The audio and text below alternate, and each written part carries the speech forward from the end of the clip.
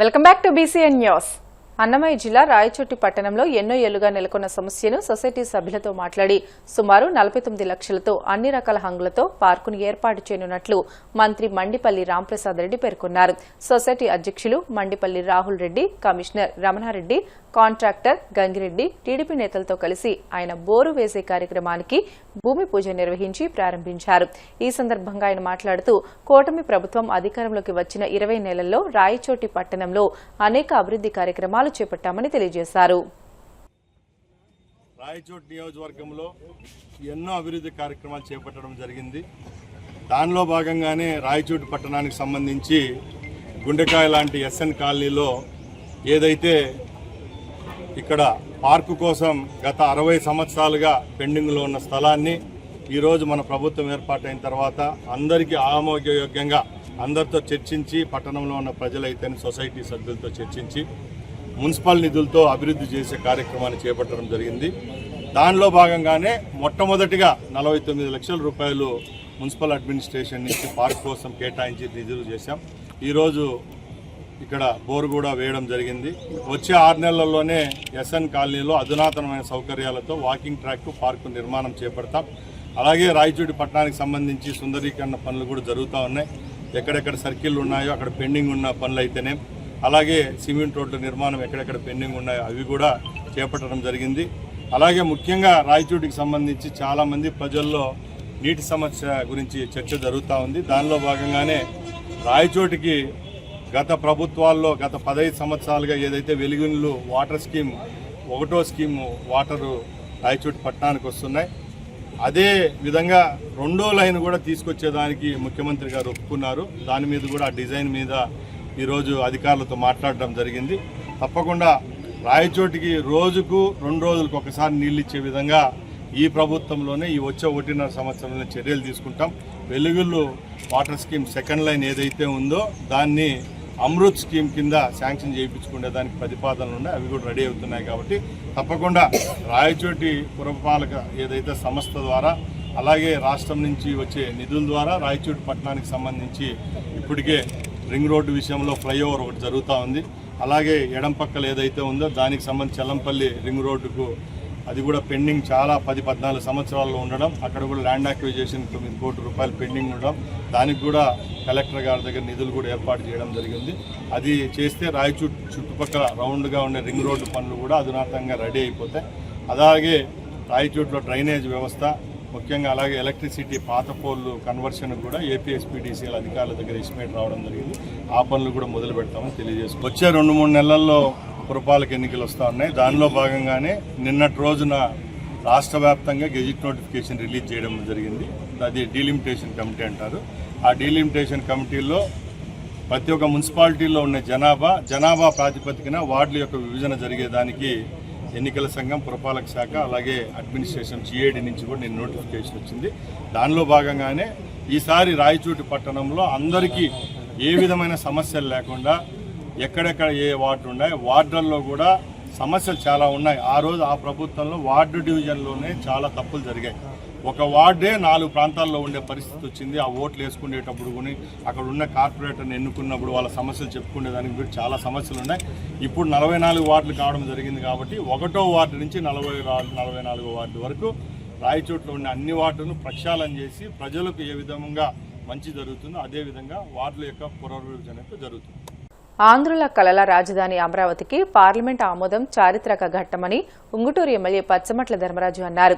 ఏలూరు జిల్లా ఉంగుటూరు కార్యాలయంలో వద్ద ఉన్న శ్రీ లక్ష్మీనారాయణ స్వామి ఆలయంలో కూటమి నేతలతో కలిసి ఎమ్మెల్యే ధర్మరాజు ప్రత్యేక పూజలు చేశారు. జయ అమరావతి అంటూ నినాదాలు చేస్తూ దీపాలు వెలిగించి బాణసంచా కాలుస్తూ సంబరాలు నిర్వహించారు. ఈ సందర్భంగా నిర్వహించిన మీడియా సమావేశంలో ఎమ్మెల్యే మాట్లాడుతూ అమరావతి చట్టబద్దతకు కృషి చేసిన ప్రధాని Modi, CM Chandrababu, deputy CM Pawan Kalyan కు ఉంగుటూరు నియోజకవర్గ ప్రజల తరపున కృతజ్ఞతలు తెలియజేశారు. అమరావతిపై జగన్ ఇంకా విషం చిమ్ముతున్నారని మండిపడ్డారు.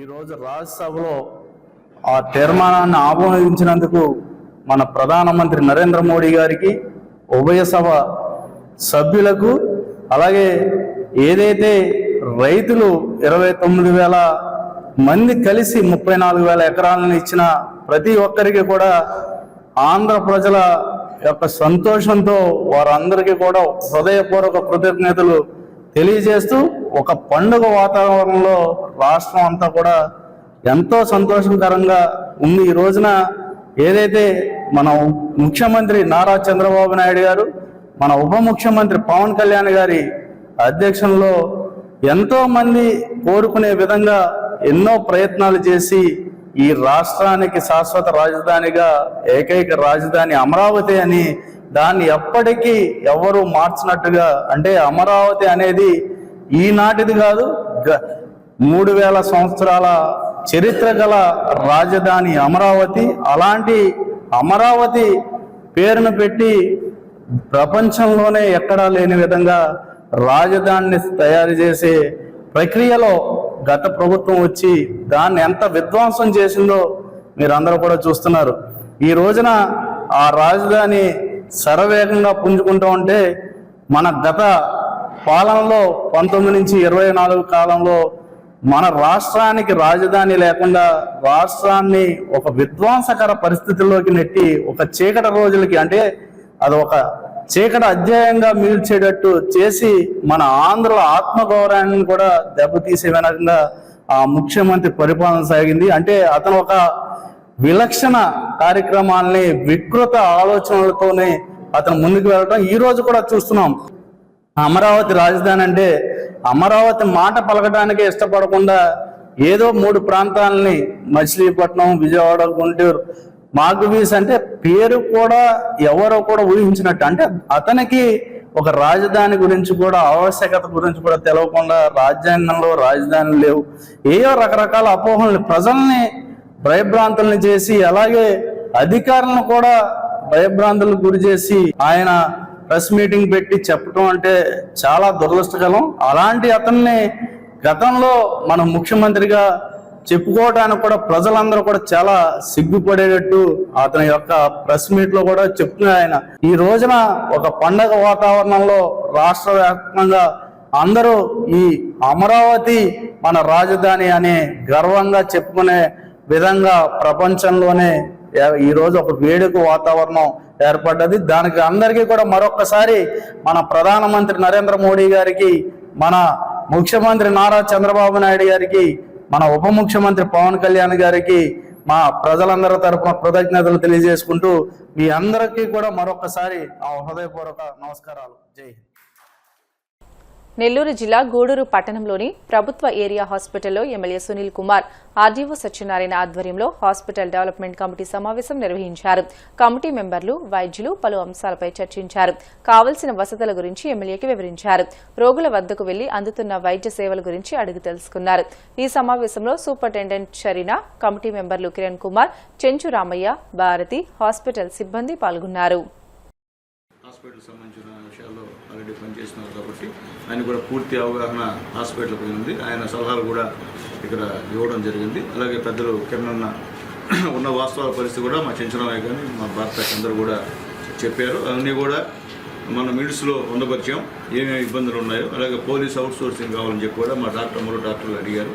ఆ విషయం కూడా సిఐ గారితో, సిఐ గారితో నేను మాట్లాడతాను. పెడతారు కూడా ఆ టైంకి ఇక్కడ 11 నుంచి 3 గంటల అక్కడ పోలీసు ఇక్కడ గస్తీ తిరిగే విధంగా ఏర్పాటు చేస్తాం. అలాగే డాక్టర్లకంతా కూడా వినోదం చేస్తున్నాము. ఎవడైతే తాగి హాస్పిటల్కి వచ్చి మీ లోరికి వచ్చినా ఏం మాట్లాడినా ఇమ్మీడియట్గా పోలీస్కి ఫోన్ చేయండి. ఎవరి పేరు చెప్పినా, నా పేరు చెప్పినా ముందే లోపల ఇచ్చండి. అంటే మొహమాటం కూడా. కాబట్టి ఈ విషయంలో మీరు గట్టిగా ఉండాలా, పోలీసు కూడా అదే గట్టిగా ఉంటాం. అట్లాగే మీరు మొహమాట పడి వదిలేస్తే మాత్రం అది నాకు సంబంధం కాదు. కాబట్టి డాక్టర్లు అది విషయంలో గట్టిగా చేయాల్సిన అవసరం. ఎందుకంటే హాస్పిటల్కి వచ్చి తాగేసి వచ్చి రద్దు చేస్తే అది కుదిరే పని కాదు. మీరేదో నైట్ పాపం నైట్ అవుట్ చేస్తూ ఉంటే మిమ్మల్ని ఇబ్బంది పెట్టడం, మీ డ్యూటీలో వాళ్ళు జోక్యం చేసుకునేది మంచి పద్ధతి కాదు. కాబట్టి పోలీసు మీకు ఎప్పుడు కూడా కోఆపరేటివ్గా ఉంటుందని చెప్పి కూడా మీకు తెలియజేస్తున్నాం. అలాగే కొత్తగా వచ్చినటువంటి మా కలెక్టర్ గారు 30 లక్షల రూపాయలు ఈ హాస్పిటల్ సంబంధించిన కొత్త బిల్డింగ్ ఇంతవరకు ఓపెన్ చేయలేదు. కాబట్టి అది మెగా వాళ్ళు, పెద్దవాళ్ళు వాళ్ళు కూడా మాట్లాడతాం. సీఎం గారి నోటీసు కూడా వైద్య శాఖ మంత్రుల నోటీసు కూడా తీసుకెళ్ళాను. పోస్టుల మీ డాక్టర్ పోస్టులు ఆల్మోస్ట్ 40 పోస్టులు కూడా ఇక్కడ ఉన్నారు. అవన్నీ కూడా కొత్తగా మేము వచ్చిన తర్వాత, ఎన్డీఏ గవర్నమెంట్ వచ్చిన తర్వాత ఫిలప్ చేసామని చెప్పేదానికి కూడా మాకు చాలా సంతోషంగా ఉంది. అట్లాగే ఇక్కడ ఉన్నటువంటి మా ఇంజనీరింగ్ డిపార్ట్మెంట్ కూడా చాలా పర్ఫెక్ట్గా చేసే డిపార్ట్మెంటు. కాబట్టి వాళ్ళ ఆధ్వర్యంలో కూడా పరీక్షల ప్రక్రియ చేయాలని చెప్పి కూడా మా ఇంజనీరింగ్ ఇద్దరు కూడా డిఈ గారికి ఏఈ గారికి కూడా తెలియజేస్తున్నాము. అలాగే హాస్పిటల్లో ఈ వాటర్ ప్లాంట్ కూడా లేకపోతే అది కూడా గతంలో హరిశ్చంద్ర రెడ్డి గారు ఇక్కడ పెట్టించారు వాటర్ ప్లాంట్. ఇప్పుడు కూడా నిన్న వాళ్ళతో మాట్లాడే మేడం గారు కూడా వాటర్ ప్లాంట్ కూడా రిపేర్ చేయించారని చెప్పి కూడా చెప్తున్నారు. అట్లాగే ముఖ్యంగా కొత్తగా వచ్చిన డాక్టర్స్కి అంతా కూడా చైర్స్ లేవని చెప్పి కూడా చెప్తున్నారు. వాళ్ళందరికీ కూడా కొత్తగా వచ్చినటువంటి డాక్టర్స్ అందరూ కూడా చైర్స్ కొనమని చెప్పి కూడా ఈరోజు తీర్మానం చేశాము. అట్లాగే ముఖ్యంగా ఇక్కడ హాస్పిటల్లో ఏమేమి కావాలో అవన్నీ కూడా చేసేటప్పుడు మా కమిటీకి సంబంధించిన మా కిరణ్ కానీ చంద్రబాబు కానీ భారతకు కానీ వాళ్ళ దృష్టికి తీసుకెళ్ళి చేయమని చెప్పి కూడా నేను తెలియజేస్తున్నాను. తిరుపతి ఏదైతే ఇంపార్టెంట్ కర్నూలు ఇవన్నీ ఉన్నాయో ఆ 11 hospitals teaching medical college attached with GGS ఉన్న హాస్పిటల్స్ అందరూ కూడా డిప్యూటీ కలెక్టర్ అడ్మినిస్ట్రేటర్స్ ఉన్నారు. అందులో నేను కూడా 1 ఇయర్ పాటు హాస్పిటల్ అడ్మినిస్ట్రేటర్గా పనిచేసి నాకు హాస్పిటల్లో అడ్మినిస్ట్రేషన్ మీద కొంత అవగాహన ఉంది. అదేవిధంగా ఇక్కడ ఎమ్మెల్యే గారు ఆనరబుల్ ఎమ్మెల్యే గారు మనకి చక్కటి అవకాశాలు అంటే హాస్పిటల్ డెవలప్మెంట్కి వారి సొంత నిధులు కూడా మనకి కేటాయించడం నిజంగా చాలా గొప్ప విషయం ఇది. మరి ఎమ్మెల్యే గారు ఇచ్చే సపోర్ట్ తోటి మన హాస్పిటల్ని డెవలప్ చేసుకోవడానికి నా సైడ్ నుంచి కూడా యాజ్ ఎ మెంబర్గా కరెక్ట్గా నోటీస్కి ఏమైనా తీసుకెళ్ళాలన్నా ఆనరబుల్ ఎమ్మెల్యే గారు నోటీస్ తీసుకెళ్ళినా ఇంకా పబ్లిక్ ఎవరైనా మోటివేట్ చేసి మన హాస్పిటల్ డెవలప్మెంట్కి ఇప్పుడు ఓపీ చూసాను. ఓపీ ఎక్కడ లోపల పెడుతున్నారు, పబ్లిక్కి కొద్దిగా ఇన్కన్వీనియంట్గా ఉంటుంది. మీకు కూడా క్రౌడ్ కంట్రోల్ చేయడం అది కొద్దిగా ఇబ్బంది ఉంటుంది. అది బయట ఎక్కడైనా ప్లాన్ చేసి మన సెట్స్ నీడ అంటే అదే మీకు లోపల అయితే చాలా క్రౌడ్ అది చాలా కష్టంగా ఉంటుంది కదా, బయట ఒకసారి చూద్దాం ఒకసారి. వార్తలు ముగించే ముందు ముఖ్యాంశాలు మరొకసారి. అమరావతికి చట్టబద్ధత కల్పించడంపై ఆనందం వ్యక్తం చేసిన శాసన మండలి మాజీ చైర్మన్ షరీఫ్. చంద్రబాబు నమ్మకాన్ని నిలబెట్టారంటూ భావోద్వేగం. 26 కుటుంబాలకు జనసేన భరోసా. ఇటీవలే వేర్వేరు ప్రమాదాల్లో మృతి చెందిన పలువురు కార్యకర్తల కుటుంబాలకు 1.30 కోట్ల బీమా చెక్కులు అందజేత. విచ్చలవిడి దోపిడీ రాజకీయ కుట్రలతో రాష్ట్రాన్ని చంద్రబాబు దెబ్బతీస్తున్నారు. వైసీపీ రాష్ట్ర ప్రధాన కార్యదర్శి సతీష్ కుమార్ రెడ్డి ధ్వజం.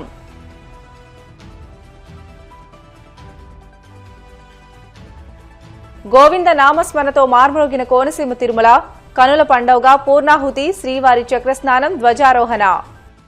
ఇవి ఇప్పటివరకున్న బులెటిన్లోని అప్డేట్స్. మరిన్ని వార్తల కోసం BCN digital YouTube channel, Facebook పేజీని ఫాలో అవ్వండి. అప్డేట్ వార్తల కోసం ప్లీజ్ డూ సబ్స్క్రైబ్.